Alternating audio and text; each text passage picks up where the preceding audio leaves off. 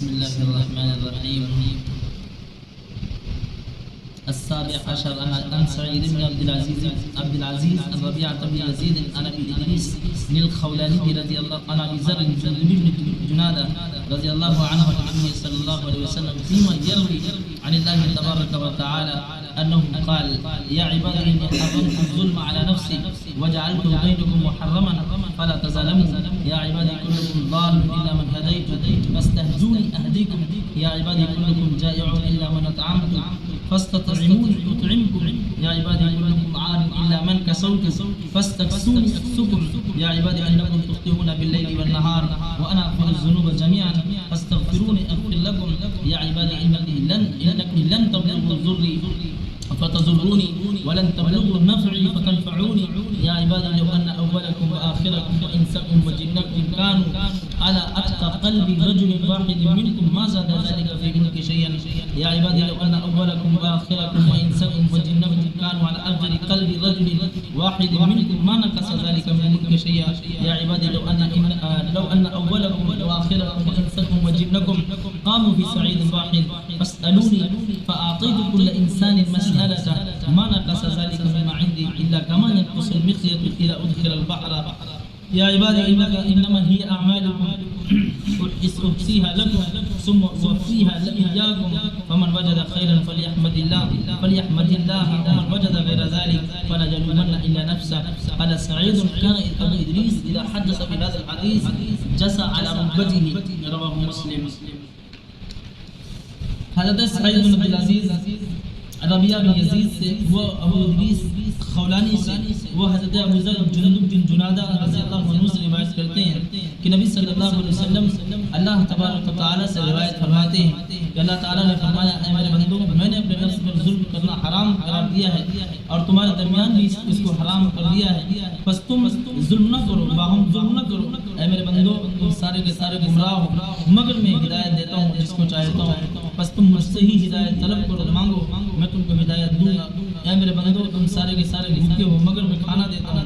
جس کو چاہتا ہوں، بس تم مجھ سے ہی کھانا مانگو، میں تم کو کھانا عطا کروں گا۔ اے میرے بندو، تم سب برہنہ ہو مگر میں لباس دیتا ہوں جس کو چاہتا ہوں، بس تم مجھ سے ہی لباس مانگو، میں تم کو لباس عطا کروں گا۔ اے میرے بندو، بے شک تم جب رات خطائیں کرتے رہتے ہو اور میں تمہارے تمام گناہوں کو بخشنے والا ہوں، بس تم مجھ سے ہی بخشش طلب کرو، میں تجھ کو بخشوں گا۔ اے میرے بندو، بے شک تم ہرگز مجھے کوئی ضرر نہیں پہنچا سکتے، بس تم مجھے ضرر پہنچا کر دیکھ لو، اور ہرگز نہیں تم مجھے کوئی فائدہ نہیں پہنچا سکتے، بس تم فائدہ پہنچا کر دیکھ لو۔ اے میرے بندو، اگر تم پہلے اور آخری تمہارے انسان اور جنات سب اس شخص کی طرح ہو جائیں جس کے دل میں تم میں سے سب سے زیادہ اللہ کا ڈر ہے، تو یہ بات میری بادشاہت میں اضافہ نہیں کر سکتی۔ اے میرے بندو، بے شک پہلے تمہارے اور پچھلے اور انسان، تمہارے اور جن اگر گنہگار ہو جائیں، اس انسان کے جو سب سے زیادہ فاسق ہے، تو میری بادشاہت کو کچھ نقصان نہیں ہو سکتا۔ اے میرے بندو، بے شک تمہارے پہلے اور تمہارے پچھلے اور انسان، تمہارے اور جن تمہارے ایک چٹین میدان میں کھڑے ہو کر مجھ سے دعائیں مانگے، بس میں ہر انسان کو وہ مانگے عطا کر دوں، تو اس سے میرے خزانے میں نقصان نہیں ہو سکتا، مگر جتنا نقصان پانی کا ہوتا ہے جب سمندر میں سو ڈالی جائے۔ اے میرے بندو، بے شک وہ تمہارے اپنے ہی اعمال ہیں، میں ان کو شمار کرتا ہوں، میں تم کا پورا بدلہ دوں گا۔ بس جو شخص بھلائی پائے بس چاہیے کہ وہ اللہ کی تعریف بیان کرے، اور جو شخص اس کے علاوہ پائے بس وہ ملامت نہ کرے مگر اپنی نفس کو۔ سعید بن عبد العزیز نے کہا: ابو ادریس خولانی جب اس حدیث کو بیان کرتے بس اپنے گھٹنوں کے بل گر پڑتے۔ روایت کیا امام مسلم رحمۃ اللہ علیہ اس کو۔ یہ حدیث قدسی ہے، یعنی اللہ سبحانہ و تعالیٰ سے ڈائریکٹ براہ راست اللہ سبحانہ و تعالیٰ روایت کرتے ہوئے کوئی حدیث بیان تو اس کو حدیث قدسی کہا جاتا ہے، یعنی وہ حدیث جو اعلیٰ درجے کی ہوتی ہے، اعلیٰ پیمانے کی ہوتی ہے۔ اس میں اللہ سبحانہ و تعالیٰ نے اپنی بادشاہت کی اور اپنی عظمت کی بڑائی بیان کی ہے، اور انسانوں کی یعنی تمام انسانوں کی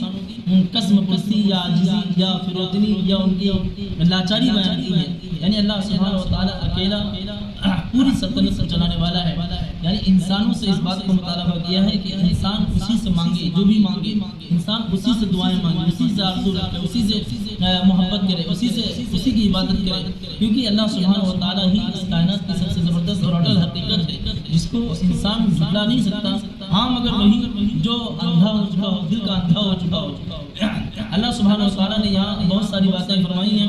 میں صرف 2-3 کی طرف اشارہ کر کے بات ختم کر دوں گا۔ ایک بات یہ کہی کہ حرمت الظلم علی نفسی، اعتراض کرنے والا یا اشکال کرنے والا یا آبجیکشن کرنے والا اس پہ آبجیکشن کر سکتا ہے کہ تمہارے اللہ نے اپنے اوپر حلال و حرام کی قید یا پابندی لگائی ہے، تو اس کا مطلب یہ ہوا کہ اللہ تمہارا لاچار ہے۔ تو یہ عربی زبان کا ایک اسلوب ہوتا ہے کہ اللہ سبحانہ وتعالیٰ نے اس کی تاکید بیان کرتے ہوئے، یعنی ظلم تمہارے درمیان اتنی زیادہ قباحت والی چیز ہے یا اتنی زیادہ شناعت والی چیز ہے یا اتنی زیادہ بری ہے کہ خود اللہ سبحانہ وتعالیٰ نے اپنے اوپر اس ظلم کو حرام قرار دیا ہے۔ یعنی انسانوں کے اوپر وہ ظلم نہیں کرے گا، انسانوں کے تعلق سے وہ میزان عدل جب قائم کرے گا تو انصاف کے ساتھ ٹھیک جس کا جتنا بنے گا، سزا ہوگی تو سزا، جزا ہوگی تو جزا۔ وجعل بینکم محرما فلا تظالموا، اور اللہ سبحانہ وتعالیٰ نے یہ بات بھی ارشاد فرمائی کہ تم آپس میں ظلم نہ کرو، کیونکہ ظلم انسانوں کی یا آبادیوں کی یا حکومتوں کی تباہی کا سب سے بڑا ذریعہ ہوتا ہے۔ اور ظلم انسان تبھی کرتا ہے جب انسان اپنے آپ کو بڑا جان لیتا ہے یا اپنے آپ کو بڑا، اس کے اندر علو پیدا ہو جاتا ہے یا اس کے اندر استکبار پیدا ہو جاتا ہے یا اس کے اندر کبر پیدا ہو جاتا ہے، تو وہی ظلم کرتا ہے۔ ظلم بہت سی اس کی کیٹیگری ہو سکتی ہے۔ ظلم صرف یہی نہیں ہوتا کہ کسی انسان کو مار دیا، کسی کی زمین لے لی، عبادات کے تعلق سے ظلم ہو سکتا ہے اور دینی معاملات کے تعلق سے ظلم ہو سکتا ہے اور ہمارے دنیوی معاملات کے تعلق سے بھی ظلم ہو سکتا ہے۔ یعنی جس چیز کا جو حق جس چیز کا بنتا ہے وہ حق اگر ہم نہ دیں تو یہ ظلم کی کیٹیگری میں ہے۔ اور یہاں دوسری بات یہ فرمائی کہ کلکم ضال، تم سب کے سب گمراہ ہو الا من ہدیت، تو یہاں سب کو اللہ سبحانہ وتعالیٰ نے گمراہ کیوں کہا؟ تو گمراہ اللہ سبحانہ وتعالیٰ نے اس لیے کہا ہے کہ اللہ سبحانہ وتعالیٰ نے ہر انسان کو سب سے پہلی بات فطرت کو پیدا کیا، یعنی ہر انسان کے اندر استعداد حق یا حق کو قبول کرنے کی صلاحیت رکھی ہے۔ اگر انسان کا ماحول یا انسان کے والدین یا انسان کی پڑھائی لکھائی ایسی نہ ہو جو دہریہ بناتی ہو یا اس کو ناستی بناتی ہو، تو اللہ سبحانہ وتعالیٰ یہ بیان فرماتا ہے کہ تم سب کے سب گمراہ تھے، لیکن اللہ سبحانہ وتعالیٰ نے اپنی شریعت نازل کی، اپنی کتاب نازل کی، اپنے انبیاء کو بھیجا، یعنی منتخب برگزیدہ اور سلیکٹڈ بندوں کو بھیجا، اس لیے بھیجا کہ تمہیں راہ حق کی طرف موڑ کر اللہ سبحانہ وتعالیٰ سے قریب کرے اور تم اپنی حقیقت سے واقف رہو، اللہ سبحانہ وتعالیٰ کی حقیقت سے واقف رہو۔ پھر اللہ سبحانہ وتعالیٰ نے بہت ساری باتیں کی اور یہاں پر ایک بات کہی کہ اللہ سبحانہ وتعالیٰ کی یعنی تم سے جو عبادات کرتے ہو یا جو تم نیک کام کرتے ہو تو اللہ سبحانہ وتعالیٰ اس سے اللہ سبحانہ وتعالیٰ کی بادشاہت میں یا اس کی سلطنت میں سے اضافہ نہیں ہوتا ہے۔ انسان جو کرتا ہے وہ اپنے لیے کرتا ہے، من عمل صالحا فلنفسہ، قرآن صاف کہتا ہے کہ جو نیک عمل کرتا ہے اپنے لیے کرتا ہے، ومن اساء فعلیہا، جو برا کرتا ہے وہ اپنے لیے برا کرتا ہے، اپنے نفس کے لیے برا کرتا ہے۔ تو اللہ سبحانہ وتعالیٰ نے یہ بات ارشاد فرمائی کہ تم سب کے سب چاہے انسان ہو جنات ہو، ایک بہت بڑا چرچل میدان ہو، وہاں کھڑے ہو کر سب لوگ اللہ سبحانہ وتعالیٰ کی عبادت کرو تو اس سے کوئی فرق نہیں پڑنے والا، سب کے سب برائی کرنے لگ جاؤ کوئی فرق پڑنے والا نہیں۔ یا افجری قلبی اور اتقی قلبی، یعنی سب سے زیادہ متقی اور سب سے زیادہ فاجر، اس کو محدثین نے اس طرح حل کیا ہے کہ سب سے زیادہ فاجر جو ہے وہ ابلیس ہے۔ دنیا میں سب سے زیادہ اللہ کا گنہگار یا معصیت کرنے والا یا گناہ کرنے والا وہ ابلیس ہی ہے، اور سب سے زیادہ متقی انسان ظاہر سے بات اللہ کے نبی صلی اللہ علیہ وسلم کے علاوہ کون ہو سکتا ہے؟ تو اللہ کے نبی صلی اللہ علیہ وسلم کے جیسا دل اگر تمام انسانوں کا ہو جائے اور اللہ فرما رہا ہے کہ اور ابلیس جیسا دل یا جذبات یا اس کی ایکٹیویٹیز یا سرگرمیاں